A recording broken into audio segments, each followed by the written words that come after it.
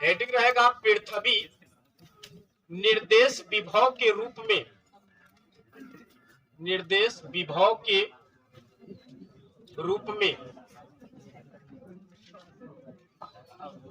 सुनिए, कोई लिखेगा नहीं, अरे सुना लो, लिखे हैं पृथ्वी निर्देश विभव के रूप में। मतलब जैसे हम आपको बताए थे, वैद्युत विभव का डिफिनीशन बताए थे, तो हम बताए कि अगर मान लीजिए कोई आवेश था, ध्यान से बात सुनिएगा, ये आवेश है तो इसका अपना चारों ओर वैद्युत क्षेत्र होगा, वैद्युत क्षेत्र के साथ साथ वैद्युत क्षेत्र की तीव्रता होगी और इस आवेश के पास वैद्युत विभव भी होगा।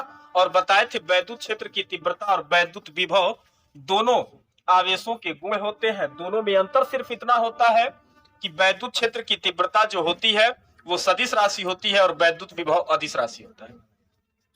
अगर ये कोई आवेश था तो इसके चारों ओर अपना वैद्युत क्षेत्र है और इसके अंदर किसी बिंदु पर आपको वैद्युत विभव ज्ञात करना है, तो आप अनंत से इनफाइनाइट से परीक्षण आवेश को खींच करके इस बिंदु तक लाएंगे और लाने में जो वर्क प्राप्त होगा और जिस आवेश को लेकर के आए, दोनों के अनुपात को ही इस बिंदु का वैद्युत विभव कहेंगे। इसमें वैद्युत विभव क्या इस परीक्षण आवेश का था कि इस वाले आवेश का था?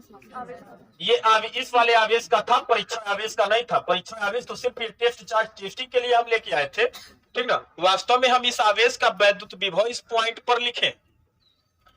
जो इनफाइनाइट होता है इसको हम बताए थे कि इसे निर्देश बिंदु कहते हैं, निर्देश बिंदु, निर्देश बिंदु। आप बीच से कहीं से आवेश को लेके नहीं आ सकते हैं, यानी कि किसी बिंदु पर विभव ज्ञात करने के लिए एक बिंदु से आप जब किसी आवेश को लेके आएंगे दूसरे बिंदु तक, तो एक बिंदु का विभव शून्य होना चाहिए और अनंत पर वैद्युत विभव शून्य माना जाता है, ठीक। अनंत पर वैद्युत विभव शून्य माना जाता है और इनफाइनाइट से जब पहले आने लगेंगे तो उस विभव का कुछ ना कुछ मान होने लगेगा और वो मान हमको पता नहीं रहेगा, तब वहां से आप डिफिनीशन नहीं बता सकते हैं। इसलिए हम परीक्षण आवेश को अनंत से लेके आते हैं और अनंत पर वैद्युत विभव 0 होता है, यानी कि इनफाइनाइट को हम निर्देश बिंदु मानते हैं, रेफरेंस पॉइंट है। वैसे पृथ्वी को भी हम जरूरत पड़ने पर निर्देश विभव के रूप में लेते हैं, यानी कि निर्देश विभव जहां आपको ऐसा शब्द दिखाई दे तुरंत समझ जाइएगा कि उस पॉइंट पर वैद्युत विभव का मान क्या है, 0, और वहीं से स्टार्ट किया गया है, ठीक ना। निर्देश विभव का मतलब यही होता है कि वहां वैद्युत विभव 0 है, यानी कि किसी पॉइंट पर विभव ज्ञात करने के लिए आप उस पॉइंट से, जैसे हम बोले कि अनंत से हम इस परीक्षण आवेश को इस बिंदु तक लेके आए, इस पर हमें वैद्युत विभव ज्ञात करना था तो हम अनंत से लेके आए, क्योंकि अनंत को हम निर्देश बिंदु माने हैं। बिना निर्देश बिंदु के, निर्देश बिंदु पर वैद्युत विभव 0 माना जाता है, ठीक ना। उसके पहले आप आ जाएंगे तो वैद्युत विभव का कुछ ना कुछ मान होने लगेगा, ठीक ना। तो हम बीच से नहीं लेके आएंगे, इसलिए हम अनंत से लेके आएंगे, यानी कि अनंत एक निर्देश बिंदु हो गया और निर्देश बिंदु पर वैद्युत विभव 0 माना जाता है। वैसे यहाँ पृथ्वी को भी हम निर्देश विभव के रूप में मानते हैं। लॉजिक क्या है कि पृथ्वी का खुद का आकार इतना बड़ा होता है और पृथ्वी एक सुचालक की तरह व्यवहार करती है और किसी भी चालक वस्तु, जैसे एग्जांपल समझिएगा, अगर मान लीजिए ये 10 वोल्ट के विभव से आवेशित कोई चालक वस्तु है और जैसे ही आप इसे चालक तार द्वारा पृथ्वी से जोड़ते हैं, समस्त आवेश, एक बात बता दें, पृथ्वी सुचालक की तरह व्यवहार करता है और इसका आकार इतना बड़ा होता है कि इसका विभव हमेशा क्या माना जाता है, 0 माना जाता है। अब सुनिएगा, अब दूसरा एक चालक लिए, इसका विभव 10 वोल्ट है और पृथ्वी का विभव 0 है, यानी कि ये उच्च वोल्टेज वाली चालक वस्तु हो गई और पृथ्वी निम्न वोल्टेज वाला हो गया। जब दोनों को चालक तार द्वारा जोड़ेंगे तो धन आवेश का प्रवाह उच्च विभव वाली वस्तु से निम्न विभव वाली वस्तु की ओर तब तक होता है जब तक कि दोनों का विभव क्या ना हो जाए, इसमें से आवेश निकल करके, धन आवेश निकल करके पृथ्वी में आने लगेगा और पृथ्वी के विभव को बढ़ाने की कोशिश करेगा। लॉजिक ये है कि पृथ्वी का आकार इतना बड़ा है कि ये पृथ्वी के विभव को बढ़ा नहीं पाता है, अर्थात पृथ्वी से जोड़ने पर इस चालक वस्तु का खुद का विभव क्या हो जाता है, 0 हो जाता है। यानी कि जिसके लिए विभव का मान 0 होता है उसी को हम निर्देश बिंदु कहते हैं और पृथ्वी को हम निर्देश विभव के रूप में मानते हैं। जैसे अभी हम आपको बताएंगे कि कुछ चालकों का हम अर्थिंग करते हैं। अर्थिंग करने का मतलब आप इसे अर्थिंग किए हैं, चालक तार द्वारा पृथ्वी से जोड़ने का मतलब कि आप अर्थिंग किए। एक बात और देखिएगा, ये देहात में कुछ लोग होते हैं जो मान लीजिए खंबे से एक लाइन, एक फेस लेके आए हैं, ठीक, और उसके बाद क्या करते हैं, दूसरा फेस बनाने के लिए ठीक ना। मिट्टी में गड्ढा बनाते हैं, छड़ लगाते हैं और उसमें दूसरा फेस अपना बना करके और क्या करते हैं, वो पूरा करंट का फ्लोटेशन कराते हैं, पृथ्वी से अर्थिंग करते हैं। लॉजिक क्या है कि पृथ्वी आवेश का बहुत भूखा होता है। एक बात और बता दे, अगर अगर कितना हूं ट्रांसफार्मर माने देखिए, धारा का प्रवाह आवेशों के प्रवाह से होता है। वास्तव में धारा एक नाम दिया गया है, प्रवाह तो आवेशों का होता है, उसमें भी इलेक्ट्रॉनों के कारण यानी कि ऋण आवेश के प्रवाह के कारण धारा प्रवाहित होती है। बताएंगे वैद्युत चालन वाला चैप्टर तो समझ में आएगा, ठीक ना। तो अगर अगर आपको कई मतलब ट्रांसफार्मर दिख रहा है, सबका आप पृथ्वी से कनेक्शन कर देंगे तो पृथ्वी आवेश का इतना भूखा है कि वो समस्त आवेश को क्या करेगा, खींच लेगा। ऐसा नहीं है कि मान लीजिए, अच्छा देखिए, अगर इसके विभव में वृद्धि होती, अगर इसके विभव में वृद्धि होती, ठीक ना, तो मान लीजिए अगर पृथ्वी है, इसके विभव में वृद्धि होती तो राजस्थान में कोनो 1 लाख वोल्टेज वाला है लोहे वाला खंभा का वायर टूट करके और पृथ्वी पर गिर जाता तो विभव का मान बढ़ता, तो वहां से असर यहां तक पहुंचता।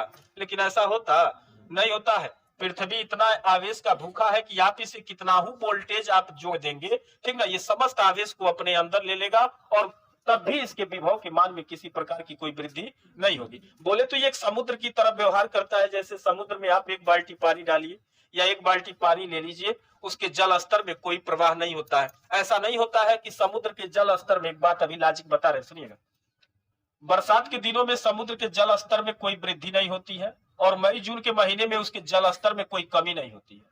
मई जून के महीने में टेम्परेचर बढ़ता है, भाप बन करके वायु ऊपर, जल ऊपर उड़ता है, लेकिन फिर भी उसके जल स्तर में कोई कमी नहीं होती, उसका जल स्तर एक समान बना रहता है। कभी आप ट्रेन से सफर करते हुए देखे होंगे, जब किसी ओवरब्रिज को क्रॉस करते हैं तो लिखा होता है पुल की, समुद्र तल से पुल की ऊंचाई। ऐसा कभी आप नोटिस किए हैं? ऐसा क्यों लिखा जाता है कि वो समुद्र तल से ही मापन किया जाता है, यानी कि समुद्र तल को एक निर्देश बिंदु बना दिया जाता है, निर्देश बिंदु, रेफरेंस पॉइंट बना दिया जाता है और मापन करते हैं। तो वहां ओवरब्रिज का, जो भी ओवरब्रिज बना होगा, आप कहीं भी ट्रेन से सफर करिएगा, आप नोटिस करिएगा, लिखा रहता है बोर्ड पे, बना करके बोर्ड लिखा रहता है रेलवे ट्रैक के किनारे कि इस पुल की ऊंचाई समुद्र तल से 20 मीटर है, चाहे 25 मीटर है समुद्र तल। एक बात बता दें, आपका घर बनता है, मकान का निर्माण होता है, उसका भी ऊंचाई का मापन समुद्र तल से ही किया जाता है। और समुद्र तल से, अब समुद्र पता नहीं कहाँ है, यूपी में आप समुद्र तल से मापन कैसे करेंगे, तो आप लोग नाम सुने होंगे, कहते हैं इसका वाटर लेवल निकालिए। वाटर लेवल क्या होता है, वो समुद्र तल से ही ऊंचाई का मापन करता है, ठीक ना। आप देखते हैं उसमें लॉजिक, उसमें भी फिजिक्स क्या है कि आप नली में जो वाटर भरते हैं, आप किसी ऊंचाई तक ले लीजिए, एक को डाउन रखिए और दोनों के लेवल अगर सेम है तो दोनों का जल स्तर क्या हो जाता है, बराबर हो जाता है। वो समुद्र तल से ही मापन होता है, यानी कि किसी भी ऊंचाई का मापन समुद्र तल से ही किया जाता है। वहां समुद्र तल को एक निर्देश बिंदु माना जाता है, ठीक ना। यानी कि किसी भी बिंदु पर विभव ज्ञात करने के लिए हम एक निर्देश बिंदु का हमारे लिए मानना अति आवश्यक है, और निर्देश बिंदु पर वैद्युत विभव 0 होता है। जिस प्रकार अनंत को हम निर्देश बिंदु मानते हैं और अनंत पर वैद्युत विभव 0 माना जाता है, ठीक उसी प्रकार हम निर्देश, एक अनंत तो हो ही गया, उसके अलावा पृथ्वी भी ही एक ऐसी व्यवस्था है कि इसको हम निर्देश बिंदु मान सकते हैं, क्योंकि इसका भी विभव क्या होता है, 0 होता है। अगर आपसे कोई पूछे कि पृथ्वी को आप निर्देश विभव मानते हैं या निर्देश विभव के रूप में मानते हैं, ठीक, लेकिन ऐसा क्यों, तो आप जवाब देंगे कि इसका विभव 0 होता है। अगर सामने वाला फिर आपसे क्वेश्चन करे कि आखिर इसका विभव 0 क्यों होता है, तो आप कहेंगे कि पृथ्वी एक सुचालक की तरह व्यवहार करता है। अगर सुचालक की तरह व्यवहार नहीं करता, पूर्ण रूप से कुचालक की तरह व्यवहार करता, तो बात समझिएगा, कभी आप अर्थिंग लगा करके कभी आप बिजली का कनेक्शन पूरा नहीं कर सकते हैं। आपको पता है लॉजिक, 10 मंजिल 12 मंजिल जो हाइट वाली बिल्डिंग इमारत बनती है, उसके सबसे ऊपर एक छड़ निकाल करके रखा जाता है, एक चालक छड़ निकाल करके रखा जाता है और उस छड़ का संपर्क पृथ्वी से जाकर के नीचे कर दिया जाता है। लॉजिक क्या है कि बरसात के दिनों में अगर बरसात होता है, बिजली चमकती है, बिजली गिरती है, तो बिजली का सबसे ज्यादा अटैकिंग पॉइंट कहाँ होता है, सुचालक वस्तु पर। और उस सरिये पर अगर वो बिजली टकराएगी भी तो समस्त धन आवेश या समस्त आवेश क्या होगा, पृथ्वी में चला जाएगा और पृथ्वी के विभव में तो किसी प्रकार की कोई वृद्धि नहीं होगी। ये सुचालक की तरह व्यवहार करता है। अगर सुचालक की तरह व्यवहार नहीं करता तो आप कभी भी अर्थिंग से आप अपने परिपथ को पूरा नहीं कर पाते और अपने घर में बिजली का आप उपयोग नहीं कर पाते। वो कुचालक होता तो उससे आप उसे करंट का फ्लोटेशन होता नहीं। पृथ्वी एक सुचालक की तरह, विभव इसका क्यों जीरो है उसका लॉजिक बता रहे हैं। पृथ्वी एक सुचालक की तरह व्यवहार करता है और इसका आकार बहुत बड़ा होता है। यह हमेशा आवेश का भूखा होता है। जरूरत पड़ने पर आप इसे आवेश दे भी सकते हैं। जैसे उस इमारत पर जो आप सरिया लगाए हैं, वहां अगर बिजली गिरती है तो समस्त धन आवेश या समस्त आवेश पृथ्वी में चला जाएगा। तो ये आवेश का भूखा होता है, कितना वो आवेश देंगे समस्त आवेश ये ले लेगा और इसके विभव में किसी प्रकार की कोई वृद्धि नहीं होगी। और जरूरत पड़ने पर इससे हम क्या करते हैं, आवेश देते भी हैं तो जरूरत पड़ने पर आवेश लेते हैं। जैसे आप अर्थिंग करके अपने घर के बिजली का सर्किट परिपथ पूरा करते हैं और करंट का फ्लोटेशन कराते हैं, तो यहाँ जरूरत पड़ने पर आप इससे क्या कर सकते हैं, ये इलेक्ट्रॉन या बोले तो आवेश ले सकते हैं और जरूरत पड़ने पर इसे आवेश दे सकते हैं। लेकिन किसी भी प्रकार से इसके आवेश इसके विभव में कोई वृद्धि नहीं होती है और पृथ्वी एक सुचालक की तरह व्यवहार करता है। इसका आकार इतना बड़ा है, आकार बहुत अधिक होने के कारण यह सदैव आवेश का भूखा होता है। आप इसे कितना ही आवेश देंगे इसके विभव में किसी प्रकार की कोई वृद्धि नहीं होगी। अर्थात पृथ्वी को हम एक निर्देश विभव के रूप में मान सकते हैं। याद रखने वाली बात इसमें यह है कि अगर किसी भी चालक वस्तु को आप पृथ्वी से कनेक्ट कर देंगे, जोड़ देंगे, तो उस चालक वस्तु का विभव भी क्या हो जाएगा, जीरो हो जाएगा। एग्जाम्पल में हम बताएं कि आप 10 वोल्ट था, ये इसका विभव उच्च था, ये उच्च विभव वाली वस्तु थी। पृथ्वी का विभव जीरो था, ये निम्न है। कम है तो निम्न, अधिक है तो उच्च हो गया। चालक तार द्वारा पृथ्वी से जोड़े, ये क्या करेगा। अच्छा एग्जाम्पल आप देखते हैं, अगर आप एक कप में चाय लेते हैं हीट करके, चाय माने बनता है तो हीट ही रहता है, और उसे कुछ समय के बाद आप छोड़ दे तो वो ठंडा हो जाता है। लॉजिक क्या होता है कि जहां आप कप में चाय रखे हैं, पूरे परिवेश के वायु का, पूरे परिवेश के उसके सराउंडिंग में पूरे परिवेश का जो वायु होता है उसका टेम्परेचर क्या होता है, कम होता है, और चाय का टेम्परेचर क्या होता है, अधिक होता है। और एक लॉजिक आपको बताए हैं कि उष्मा का प्रवाह उच्च ताप वाली वस्तु से निम्न ताप वाली वस्तु की ओर तब तक होगा जब तक कि दोनों का ताप समान न हो जाए। तो लॉजिक क्या है कि ये परिवेश इतना बड़ा है और ये एक कप चाय की औकात इस परिवेश के आगे क्या है, ये क्या करता है, चाय चाहता है, उस भाप बन के उड़ता है तो वो चाहता है कि अपने अगल बगल के वायु के कण को अपने टेम्परेचर के बराबर उसका भी टेम्परेचर कर दे। इसलिए वो क्या करता है, बार बार उष्मा का प्रदान करता है। वो वायु के कणों को उष्मा देकर के अपने टेम्परेचर के, अपने ताप के बराबर लाने की कोशिश करता है। लेकिन वायु के कण क्या है, ये परिवेश इतना बड़ा है कि वायु का कण चाय से टेम्परेचर तो लेता है, उष्मा तो लेता है, लेकिन वो उष्मा पा करके एनर्जी पा जाता है तो दूर हट जाता है, फिर कोई दूसरा ठंडा कण आता है, फिर चाय उसको हीट करता है। इस प्रकार परिवेश तो हीट हो नहीं पाता है, बदले में चाय खुद ठंडी हो जाती है। तो परिवेश क्या था, बहुत बड़ा था। तो वैसे ये छोटा चालक वस्तु है, पृथ्वी का आकार बड़ा है, इसका विभव जीरो है। ये उच्च विभव वाली वस्तु है और पृथ्वी निम्न विभव वाली वस्तु हो गई। आप इसे चालक तार द्वारा जोड़ेंगे तो इसमें से आवेश का प्रवाह, ये चाहेगा चालक वस्तु की, अभी पता है ना भौतिक विभव का महत्व, विभव का भौतिक महत्व आपको बताए कि अलग अलग विभव वाली चालक वस्तुओं को आप जोड़ेंगे तो दोनों का विभव क्या हो जाता है, कुछ समय के बाद समान हो जाता है। तो ये वाला चालक वस्तु पृथ्वी के विभव को बढ़ाने की कोशिश करेगा। मतलब बोले तो ये कप वही चाय हो गया और ये आपका परिवेश हो गया, अगल बगल का वायुमंडल हो गया। ये बार बार इसके विभव को बढ़ाने की कोशिश करेगा। फर्क क्या होता है कि इसके विभव को बढ़ा नहीं पाता है और खुद के विभव को क्या कर देता है, जीरो कर देता है। यानी कि पृथ्वी से किसी भी विभव से आवेशित चालक वस्तु को आप पृथ्वी से जोड़ देंगे तो उसका तुरंत विभव क्या हो जाएगा, जीरो हो जाएगा। आ रही बात समझ में। अच्छा अगर मान लीजिए हम उल्टा करते हैं, अगर यहाँ कोई चालक वस्तु है लेकिन इसका विभव -10 वोल्ट है, ये निगेटिव है। अच्छा एक बात बताइए, अब देखिएगा पृथ्वी का विभव 0 वोल्ट था, इस चालक वस्तु का विभव -10 वोल्ट है, इसमें विभव किसका अधिक है, पृथ्वी का विभव अधिक है, क्योंकि 0 से कम होता है -10। सही बात है। यानी कि अब ये निम्न विभव वाली वस्तु हो गई और ये उच्च विभव वाली वस्तु हो गई। अलग अलग विभव वाली वस्तुओं को जब चालक तार द्वारा आप जोड़ेंगे तो दोनों का विभव समान होना चाहेगा। तो ये क्या होता है कि इसका विभव पृथ्वी के विभव के बराबर, यानी कि फिर क्या हो जाएगा, पृथ्वी का विभव क्या था, 0 था, तो इसका भी विभव क्या हो जाएगा, 0 हो जाएगा। यानी कि अच्छा एक बात याद रखिएगा कि पृथ्वी को हम निर्देश विभव के रूप में ले सकते हैं, क्योंकि हम किसी भी पॉइंट पर विभव निकालेंगे तो बिना निर्देश बिंदु के, बिना निर्देश विभव के किसी एक पॉइंट पर हम विभव नहीं निकाल सकते हैं। जिस प्रकार किसी भी ऊंचाई का मापन करते हैं तो समुद्र तल से। अच्छा, समुद्र तल से मापन करने का लॉजिक क्या होता है हम आपको बताए, पहले ही इतना बता दिए कि बरसात के दिनों में समुद्र के तल का स्तर बढ़ता नहीं है और मई जून के महीने में समुद्र तल का स्तर घटता नहीं, उसका लेवल हमेशा एक बराबर एक समान बना रहता है। इसलिए किसी भी हाइट का मापन हम हमेशा समुद्र तल से ही करते हैं। वैसे किसी बिंदु पर विभव ज्ञात करने के लिए हमें एक निर्देश बिंदु या एक निर्देश विभव का होना जरूरी है। जैसे अनंत एक निर्देश बिंदु होता है या निर्देश विभव, निर्देश बिंदु पर विभव 0 होता है, वैसे पृथ्वी भी एक निर्देश विभव की तरह व्यवहार करता है, क्योंकि इसका भी विभव क्या होता है, 0 होता है। और याद रखिएगा, मेन बात यही याद रखिएगा कि पृथ्वी का निर्देश विभव मतलब उसका विभव क्या होता है, 0 होता है। और पृथ्वी से किसी भी प्रकार के विभव वाली चालक वस्तु को हम जोड़ देंगे तो उस चालक वस्तु का विभव भी क्या हो जाएगा, तुरंत 0 हो जाएगा। सिर्फ इतना लॉजिक है। आ गया बात समझ में? ठीक,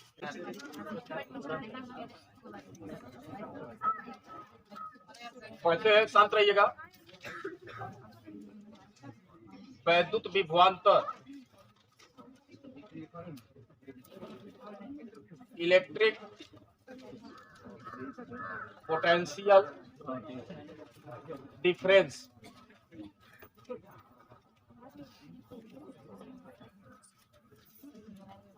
वैद्युत विभवांतर, इलेक्ट्रिक पोटेंशियल डिफरेंस। सुनिएगा, अगर मान लीजिए ये यहाँ कोई आवेश है, इसका अपना वैद्युत क्षेत्र होगा, इसके वैद्युत क्षेत्र में हम 2 पॉइंट लेते हैं ए और बी। ये आवेश मान के चलते हैं क्यू है, ये आवेश क्यू है, तो इसका चारों ओर अपना वैद्युत क्षेत्र होगा। इसके वैद्युत क्षेत्र के अंदर हम 2 बिंदु लिए हैं, पॉइंट ए और बी। हम एक परीक्षण आवेश को, धन परीक्षण आवेश Q0 को अनंत से खींच करके लेके आए। आपको पता है अनंत से खींच के क्यों लाएंगे, क्योंकि अनंत निर्देश बिंदु होता है और यहाँ पर वैद्युत विभव क्या माना जाता है, 0 माना जाता है। अनंत से इस परीक्षण आवेश को पहले बिंदु बी तक लेके आएंगे तो कुछ कार्य होगा, फिर बी से ए तक लेके आएंगे तो कुछ कार्य होगा, बी पर भी विभव होगा, ए पर भी विभव होगा। अलग अलग पॉइंट है तो अलग अलग पॉइंटों पर विभव का मान अलग अलग होगा।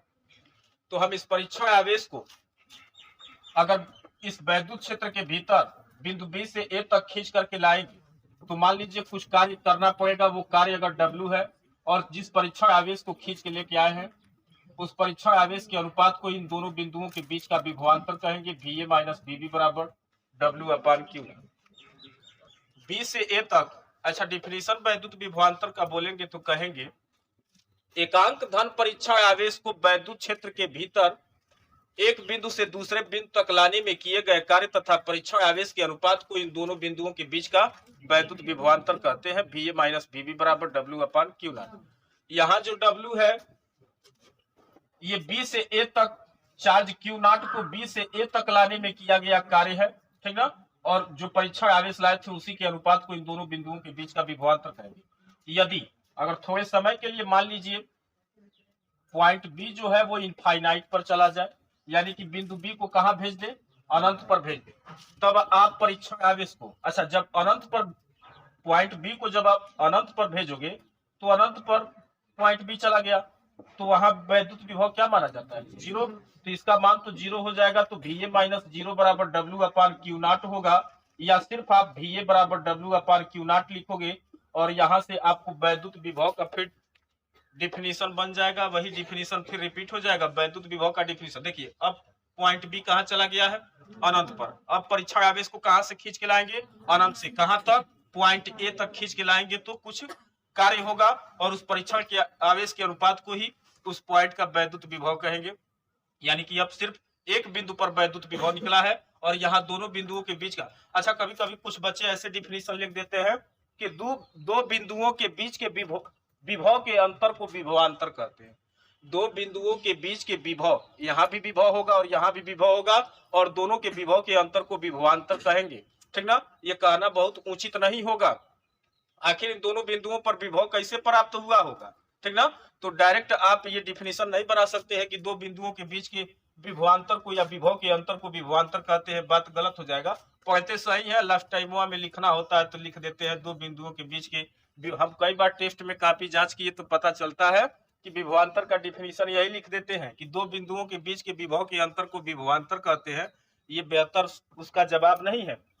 आप कहेंगे दो बिंदुओं के बीच के विभवांतर के लिए कि अगर किसी परीक्षण आवेश को एक वैद्युत क्षेत्र के भीतर किसी परीक्षण आवेश को एक बिंदु से दूसरे बिंदु तक लाने में किए गए कार्य और उस परीक्षण के आवेश के अनुपात को ही उन दोनों बिंदुओं के बीच का विभवांतर कहेंगे।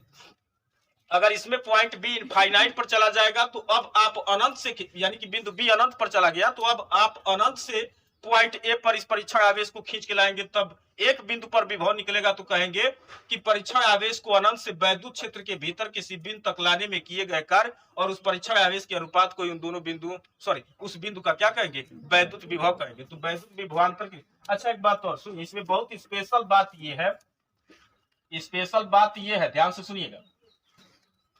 अगर ये आवेश धन आवेश था, धन आवेश का ये वैद्युत क्षेत्र था और धन आवेश के वैद्युत क्षेत्र के भीतर दो बिंदु थे और बी से ए तक हम क्या कर रहे थे, परीक्षण आवेश को लेके आ रहे थे। तो सुनिएगा, जब ये प्लस क्यू आवेश होगा, बात समझिएगा। देखिए आप थोड़ा सा स्पेशल बहुत इंपॉर्टेंट है, ध्यान से सुनिएगा। आपको पता है कि वैद्युत विभव हम पहले बताए, सुनिए वैद्युत विभव जो होता है ये अदिश राशि होती है, अदिश राशि, और अदिश राशियों को हम धनात्मक और ऋणात्मक चिन्ह के साथ लिखते हैं।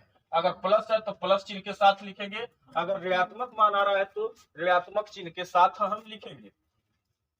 तो सुनिएगा स्पेशल क्या है कि अगर यहाँ जो प्लस ये आवेश था, ये प्लस क्यू आवेश है, यानी कि धन आवेश रखा गया है और ये उसका अपना वैद्युत क्षेत्र है, उसके अंदर आप परीक्षण आवेश को बी से ए तक खींच करके लेके आएंगे। तो सुनिएगा, परीक्षण आवेश सदैव धन आवेश होता है, दो धन आवेशों के बीच में प्रतिकर्षण होता है, वैद्युत बल लग रहा था, वैद्युत बल इसको क्या कर रहा था, प्रतिकर्षित, फिर भी बाह्य करता एक्सटर्नल फोर्स, एक्सटर्नल फोर्स ये तो इलेक्ट्रिक फोर्स था, वैद्युत बल था, जो ये वाला आवेश उस आवेश को स्वतः ही प्रतिकर्षित कर रहा था, वैद्युत बल लगा रहा था।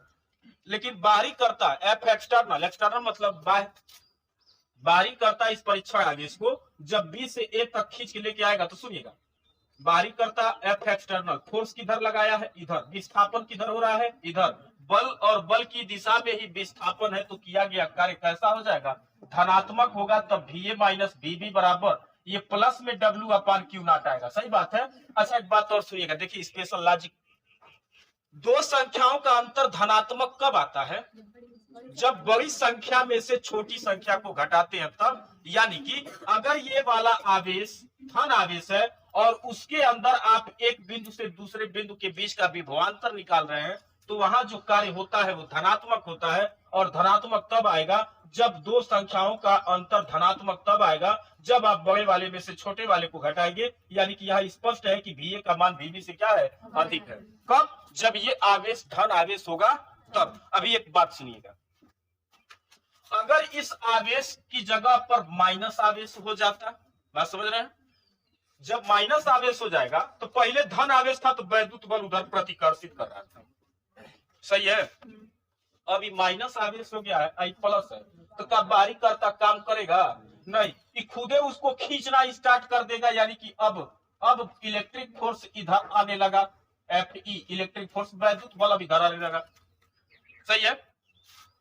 अब यहाँ कार्य किया नहीं जाएगा बाहरी कर्ता द्वारा, ठीक ना, कार्य प्राप्त होगा। और जब कार्य प्राप्त होगा तो VA माइनस VB बराबर, या अब ये पॉजिटिव वर्क नहीं रह जाएगा, अब ये निगेटिव हो जाएगा और W अपान क्यू नॉट। दो संख्याओं का अंतर ऋणात्मक कब होगा, जब आप छोटी संख्या से बड़ी संख्या को घटाएंगे तब। यानी कि अब यहाँ VB क्या हो जाएगा, बड़ा हो जाएगा और VA क्या हो जाएगा, छोटा हो जाएगा। तो ध्यान से सुनिएगा, अगर ये धन आवेश था तो दोनों बिंदुओं के बीच का विभवांतर तो निकालेंगे, लेकिन इसमें जो पॉइंट आवेश के जितना अच्छा एक बात, अगर एक पॉइंट और ले लेते हैं, यहाँ पॉइंट C ले लीजिए, यहाँ पॉइंट D ले लीजिए, तो जैसे जैसे आप आवेश के नजदीक आएंगे वैद्युत विभव का मान बढ़ता जाएगा। यानी कि अगर हम एक ऑप्शनल क्वेश्चन बना दे तुरंत, यहाँ इस स्पेशल बात की वजह से एक ऑप्शनल क्वेश्चन बनाए, ये पॉइंट B था, ये A था, यहाँ हम C ले लेते हैं, यहाँ D लेते हैं और यहाँ प्लस क्यू आवेश था, ठीक। अब बताइएगा VA का विभव, वी बी, बी का विभव था, ठीक ना। तो पहले लिखते हैं वी बी, उसके बाद वी ए, वी सी और वी डी। इसमें सबसे अधिक विभव किसका होगा? डी का होगा, सबसे अधिक डी का, उसके बाद सी का, उसके बाद ए का, और लास्ट में सबसे कम। यानी कि एक बात और अभी मैं तुरंत यही बता दूंगा, जेई मेन का क्वेश्चन है एक, अभी तुरंत इसी पर आधारित है, ध्यान से सुनिएगा। धन आवेश है तो धन आवेश के लिए वैद्युत बल रेखाएं उससे दूर होंगी, यानी कि इन पॉइंटों पर, किसी पॉइंट पर वैद्युत क्षेत्र की तीव्रता की दिशा दूर हो रही है। आ रही बात समझ में? और आप किधर आ रहे थे? वैद्युत क्षेत्र के विपरीत दिशा में। सही बात है, वैद्युत क्षेत्र तो इधर था, वैद्युत क्षेत्र के विपरीत दिशा में। यहाँ से एक लॉजिक निकल सकता है क्या? हम ये कह सकते हैं क्या कि अच्छा वैद्युत क्षेत्र, ये धन आवेश था, इसके वैद्युत क्षेत्र की तीव्रता की दिशा है धन आवेश से दूर होती है, ये तो पता है आपको, और माइनस आवेश के लिए उसकी ओर होता है। अच्छा, अब इसको भूल जाइए। अब आप देख रहे थे जैसे जैसे आवेश के नजदीक आ रहे हैं विभव का मान बढ़ता जा रहा था। सही बात है। एक बात यहाँ ऐसे भी हम बोल सकते हैं, क्या बोल सकते हैं? कहेंगे कि वैद्युत क्षेत्र की दिशा में जाने पर दिशा, अच्छा इधर आओगे तो वैद्युत विभव का मान घटेगा क्या? तो हम एक नियम बना सकते हैं और कह सकते हैं कि वैद्युत क्षेत्र की दिशा में जाने पर वैद्युत विभव का मान क्या होता है? घटता है। सही बात है। अब देखिए, एक क्वेश्चन बना था, क्वेश्चन हम क्वेश्चन फिगर में बनाते हैं, ये वाई एक्स एक्सिस, ये वाई एक्सिस, यहाँ ऐसे वैद्युत क्षेत्र की तीव्रता का दिशा एक्स अक्ष की दिशा में बनाया गया है। ठीक, अब यहाँ 4 पॉइंट लिए गए हैं, एक पॉइंट ए है, ये पॉइंट बी है, यहाँ पॉइंट सी है और यहाँ पॉइंट डी है। ठीक, और ऑप्शन अब हम लिख रहे हैं, क्वेश्चन भी बता दे रहे हैं, ऑप्शन लिख रहे हैं। देखिएगा, पहला नंबर क्वेश्चन, देखिए वैद्युत क्षेत्र की तीव्रता की दिशा आप लिख लिए हैं किधर है, और ये वाई अक्ष है, ये एक्स अक्ष। वैद्युत क्षेत्र की तीव्रता की दिशा किधर है? एक्स अक्ष की ओर है। ध्यान से सुनिएगा बात को। और इस वैद्युत क्षेत्र में 4 पॉइंट ए बी सी और डी लिए गए हैं। ठीक, हम पहला इसमें वैद्युत विभव, हमें इन चारों पॉइंटों के बीच के वैद्युत विभव के बारे में संबंध लिखना है। हम 4 ऑप्शन बता रहे हैं, देखिएगा ध्यान से। V A greater than V B greater than V C greater than V D. दूसरा नंबर ऑप्शन, वी ए बराबर V B greater than V C greater than V D. तीसरा नंबर ऑप्शन, वी ए बराबर V B less than V C less than V D. ठीक, चौथा number option, V A बराबर V B बराबर V C बराबर V D. ये 4 option दिखाए गए हैं, क्वेश्चन आपके सामने है, लॉजिक अभी आपको बता दिए।